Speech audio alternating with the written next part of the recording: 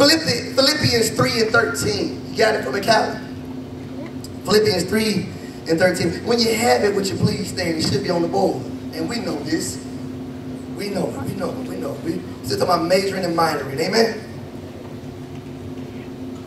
Majoring and minoring. It says, brethren, I count not myself to have apprehended. I ain't there yet. Paul saying that. But this one thing I do, forgetting those things which are behind and reaching forth unto those things which are before. Very simple. That's it. But God told me to tell you, He wants you to minor in your past and major in your future. Do you mind telling your neighbor to minor in your past and major in your future? If any man speak, let him speak of the oracles of God. If any man minister, let him do it as in the ability which God given, that God in all things may be glorified through Jesus Christ, to whom be praise and dominion forever and ever. Someone say amen. Amen. So we got to move on. We got to minor in our past. Okay? Minor in your past. You must forget what is behind you. Okay? So the Greek word for forget does not mean that you don't remember it. We always say forgive and forget. You don't forget, do you? You don't really forget, because you still remember, don't you? So if God made us, He said He wants you to forget, we'd always be in sin with Him. We'd always still be messed up with Him. But God is not saying just forget in that sense. He's saying to not hold it against somebody again. So it means, in the Greek, it means that you put it aside in your mind. You put it aside so that it is not at the front of your focus. The front of your focus should be your future, not your past. Whatever has your focus is empowered. I'm going to preach on a little bit inside of here. Whatever has your focus is empowered. There is no point in empowering your past. There is greater benefit in empowering your future. You must put it to the back of your mind, your past, and focus on what you're about to walk into. But just because your past is not a major does not mean it is not important. I majored in sports administration. I minored in history. Minoring in history was still important, though, wasn't it? So you should still pay attention to the minor. And your past has two parts that you got to minor in. Somebody say 2 parts. The first part you must minor in is the bad things in your past. You got to minor in them. Because sometimes it is good to remember what you were so that you can thank God for what you are. It's important, amen, thank God for you. It's important to look down memory lane and thank God that you are not what you were. I thank God that I'm saved, I'm sanctified, and filled with the Holy Ghost, and I have a mind to run on. I like the old people can say that. I have a mind to run on. But sometimes it is beneficial to look back at the wretched man that I was, and I really begin to appreciate what God did inside of our life. And when I remember what I was, it makes it easier for me to relate to those that are where I was. See, the remembrance of my past serves as the antidote. There's an antidote for the hypocritical and the judgmental poison that affects Christians. Because sometimes we can be saved for so long, we become hypocritical. And we look at people and say, how could you do that the same way you did it back in your day? How could you be doing this the same way you did it back when you were my age? And sometimes when you stay so long, you can become hypocritical and judgmental. Now, if you don't mind counting, I want y'all to see this one. 1 Corinthians 6 and 9. I got to preach old school to y'all real quick because it says, know ye not that the unrighteous shall not inherit the kingdom of God. Bible, right? So if I list something that you're doing on here, the Bible says you ain't getting in. Y'all done preach mama, daddy, auntie, cousin, uncle, everybody in, ain't you? But the Bible is very clear about that, isn't it? He said, know ye not that the unrighteous shall not inherit the kingdom of God. Be not deceived, neither fornicators, nor idolaters, nor adulterers, nor effeminate, nor abusers of themselves with mankind, is homosexual in that sense, nor thieves, nor covetous, nor drunkards, nor revilers, nor extortioners, revilers, the people who go out and party, shall inherit the kingdom of God. And I like verse 11, because we preach about this so much, and we tell people, oh, you're not going to get there, you're not going to get there. But verse 11 says, and such were some of you.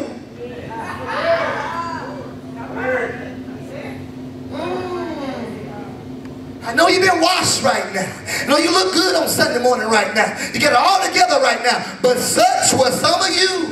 Some of y'all shouted until they turned the lights on inside the club. Some of y'all danced until they had to kick you out the club. Some of you woke up with a different person in your bed just about every other night. And if you don't want to stay in bed, go ahead and blink your eyes for me. It's okay. Some of y'all couldn't pick who you want to be with. Y'all better hear me inside here. Some of you couldn't contain yourself. Some of y'all were the first one to get drunk. Oh, y'all better hear me inside. You were not social drinkers. You ain't drunk. And I'm going to learn, sometimes you can be a functioning drunk. See, alcoholism runs inside my dad's family. And they got good jobs. They up in the community, but they are functioning drunks. They are alcoholics. They go to church. They're deacons. Oh, y'all better hear this. They're people inside the house of God, but they're still drunks. And the Bible says, and such was some of you, but ye are washed, ye are sanctified, but ye are justified in the name of the Lord Jesus and by the Spirit of our God. So we have to understand that I cannot sit there and get on you and forget what I was. So another thing you got to minor in. You got to minor in the good things in your past. I'm coming to you because it is good to place in your mind the times that God has used you to do great things for the kingdom. It is also good to remember the times that God has blessed you to have some time in the sun. Because we don't think about being healthy until we get sick. Am I being real? You don't praise God, Lord, I feel so good when I was healthy. Sometimes God says, I want you to remember by the time things were good. Remember the time that you had some time in the sun. Because we all get some time in the sun every now and then. Some of us get some time in the sun around February. We get a little money. Get a little tax refund. And for a little bit, we feel pretty good, don't we? Get to go eat a little we want to eat, do what we want to do for a little bit. Everybody gets some time in the sun. But David constantly reminding himself of all that God had done in his life. Moses commanded the children of Israel to rehearse the acts of God to themselves and to their children. We are overcome by the word of our testimony. We get out by reminding ourselves of what God brought us through. So if I reach an enemy this day, God said, you face giants before in your life, Daniel. You've been through battles before. You've been through storms before. If I did it then, I can do it again. Sometimes it's good to remember the good things. But there's a danger in majoring in the past. I said, minor in it, but don't major in it. Here's the danger of majoring in the past. It's dangerous to major in the bad things that we've done because some of us have not been delivered. You already hear me? You just stop doing it. You ain't delivered. See, the old church taught y'all to stop doing it, didn't it? But see, we gotta understand, sometimes you can stop doing something and not be delivered from it. I'm gonna preach on you a little bit. And also, sometimes we've not forgiven ourselves. Can be real in the house. Then you say, Lord, I know you forgave me, but I don't forgive myself. You see, when you are not delivered from what you were in, looking back at it sometimes will draw you right back into it. Because some of us can't think about our old lives because guess what? Our heart is still there. Yeah, you came out the club, but your heart's still there. You came out of an immoral relationship, but your heart is right there with us. You were out the clubs, but your heart's still in them. You out of sexual immorality, but guess what? You are one hey big head text. Young people inside of here, get that hey big head text. You are one you up text. Y'all older people don't know what I'm talking about right there. But for young people, that one text to say, are you up? You need to text them back and say, yes, I'm up and still holy, baby. I'm still holy. I'm up and I'm praying. You want to go ahead and pray with us? I got some oil for you right now. We can anoint you too. But sometimes you are one hey big head text or one you up text from going right back to what you into. Am I being real? That's why the Bible tells us to flee fornication. I'm preaching inside of here. Because if you're not delivered from it, you need to be as far away from it as you can and stay out of it. Some of us getting saved today, hang out with the same people tomorrow. And this amazing thing, I gotta preach this and I'm gonna preach this. I got some young women inside here, some young men inside here as well, who I believe y'all will get married and have a holy relationship. And I believe in God, y'all can keep yourselves. But let me tell you something. You cannot date evangelically. What am I trying to say? You can't be dating somebody trying to get them saved.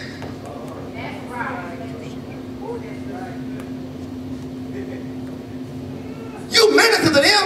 Amen. Oh, can I be real inside of here? You sit here trying to fix a man. You know what's going to happen? He going to fix you. about fixing a man. I'm saying, in both situations, if somebody is going to submit to the will of God, you can work with that person. But they ain't submit to the will of God trying to get you to have sex. See, I can be around anybody respect me. You gotta be saved for me to respect you, for me to respect someone, have respect. You can date somebody only respect you and your God, you good. But when they're sitting there trying to get you to do something outside of God's will, you are now dating evangelically. You're trying to say that if I'm around them, they're gonna get saved. That ain't how it work. That ain't how it work. No. I'm saying especially for women, especially for a man, because you want a man to submit to God. But then guess what? When you marry him, you gotta submit to him. Oh, and if he don't honor God, he sure ain't gonna honor you. Can I preach to y'all? I can preach to y'all. Can I preach to y'all real quick? People talk about love inside of marriage. You don't need love to stay married. Oh, yeah, pastor. Y'all got these fantasy ideas of weddings. Girls get to be a princess for the day, don't you? You get to wear a nice dress. Come down all nice and all this stuff. You get to do all those things. And man, something like Prince Charming, isn't it? And we have this whole idealistic view of marriage. But guess what? The next day, she gonna have that bun on her head. You know you love somebody when you can love them with a bunny. I told my wife, I said, Lord, I don't like that bunny. You watch TV and you see these beautiful women and all this nice stuff for bed. And they come to me with that bunny and that t-shirt on. You're like, Lord. Am I in the house? Let me tell you something. It's beautiful next thing. For somebody else to see, I want to see it. Anyway, wait. Let me tell you something. That's not all you need for a marriage, because God is love. You know what you need for a marriage? Respect. Because the day he don't respect you is ball game. The day I don't respect her is ball game. Because there's some days, I'm going to tell y'all be truthful out here, you ain't always going to wake up lovey-dovey. You ain't going to always wake up just, oh, I just love you. I just love the smell of you. I just love everything about you. It ain't always going to be like that. There's some days the only thing going to keep you there is your respect for your vows. You better watch it. Amen inside of here. Amen. So make sure you deliver. Make sure you are delivered from all those things, because the devil is trying his best to get us back inside of it. Am I being real? If you're not delivered from issues with somebody, dwelling on it will only make you more angry and more bitter. Because sometimes we say, Lord, I forgive you, I'm good, but you ain't delivered. Because every time you see them, your stomach turns. You ever had somebody that you just got that problem with them, that they kill your appetite. Their phone number come up, you're like, Lord, I ain't going to answer that. I got to eat. And God says, that means you have let go of it, but you're not yet delivered. I said, I'm going to preach. I said, we're going to have a deliverance service on that Tuesday night. People always think it's going to be demons. We're going to be spitting up inside here. We're going to be doing it. No. Sometimes saved people need some deliverance. Because just because you abstain from doing something does not mean you're delivered from it. I'm going to preach real inside here, y'all. And if you haven't, and the more you think about it, the more you empower it. And if you haven't forgiven yourself from what you did, focusing on it will only lead to depression. There's some stuff when we told you our real testimony, you don't want to sit by someone else inside of here. If we gave you the real thing, the real testimony, what really happened, we give you the sanitized version of it. Then when people, look, when people give you the real testimony, what do? We make fun of them on Facebook, don't we? That woman got saved doing that watch night service. And started saying all the stuff she used to do. And saved people went and spread all on Facebook. It took a man of God to say, hold up. I thought we were about deliverance inside of here. She got saved an hour ago. What you expect her to talk like? Y'all better hear me inside of here.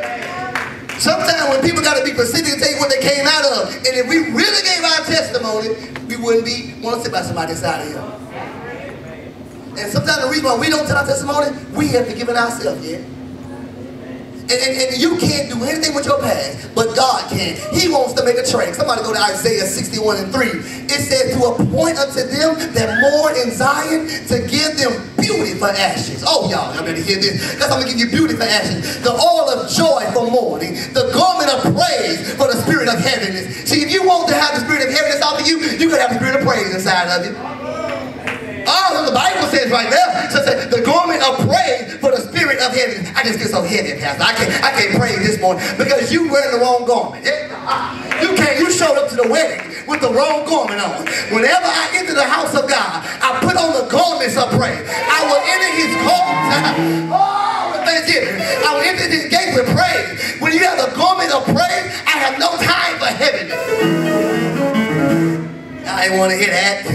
The plain of the Lord, that he might be glorified. It may be called the trees of righteousness. The plain of the Lord, that he might be glorified. It is dangerous to major in the good things because you will live in the past and stop pressing for the next move of God.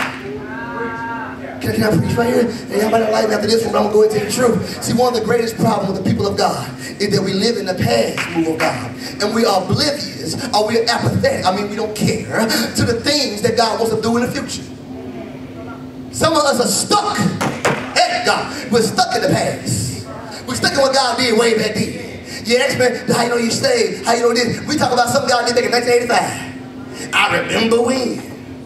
1992, I remember when. What is God doing now? I ain't heard me.